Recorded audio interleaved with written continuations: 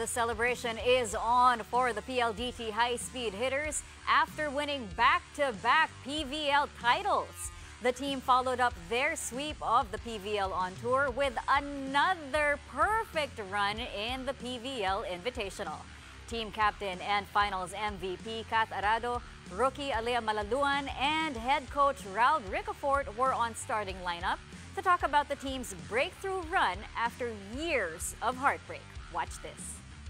Up until now, I can say na I'm still adjusting lalo na sa loob ng court kasi kaya nga sobrang tutok ni coach sa akin kapag every time out ang dami nila instructions sa akin kasi hindi pa ako ganun ka solid sa loob kasi parang ilang weeks lang ako nakapag-training with them ahead ng invitational. So, in terms of connection naman with my Lasal ate, syempre, pag nanonood kasi ako nung pag-training, syempre nakikita ko how they play. So parang doon pa lang I try to aral it na.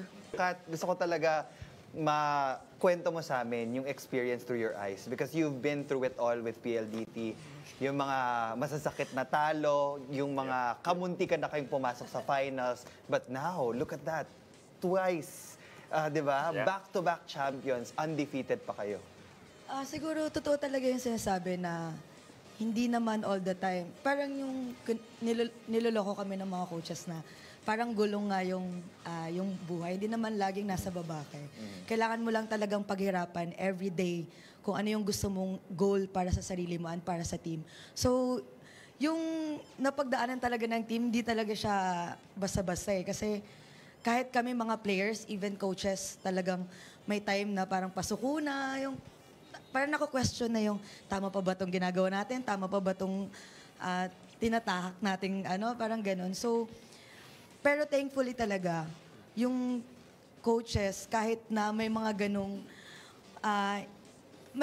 moment kami, kahit na nafe-feel nilang emotion na parang bad, they keep, parang motivate kami na hindi kaya pa natin.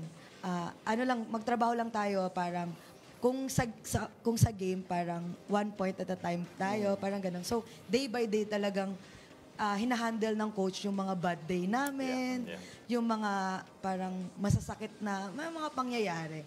So, credits din talaga sa coaches na kahit kami nagda-doubt na sa sarili namin, sila hindi mo talaga makikitaan na nagda-doubt sila sa amin. So, yung tiwala talaga 100 or parang 200% pa nga yung binibigay. So, hindi ganun kadali sa amin, hindi siya ganun kahirap sa mga player na mag-perform to the highest level talaga. On your end, as the head coach, parang mas nabawasan ba yung pressure dahil oo, nakapag-champion na kami or parang pareho lang eh. Kailangan pa rin namin mag-back-to-back, yun yung goal eh.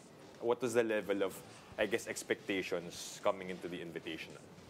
Well, from the management side, ever since naman, di naman sila nagbibigay ng ganong pressure sa amin. So kami rin sa players, ganoon din yung pinapa-feel namin. Pero yun nga, iba kasi yung feeling na hindi pa nila na-experience yung championship. Tapos yun nga, dahil may momentum pa, mas naging, hindi rin madali pero alam mo, hindi mo masyadong kailangan ika-stress. Yeah. Kasi enough na yung stress na makalaro mo yung mga, mga kalaban mo sa invitationals. So yun.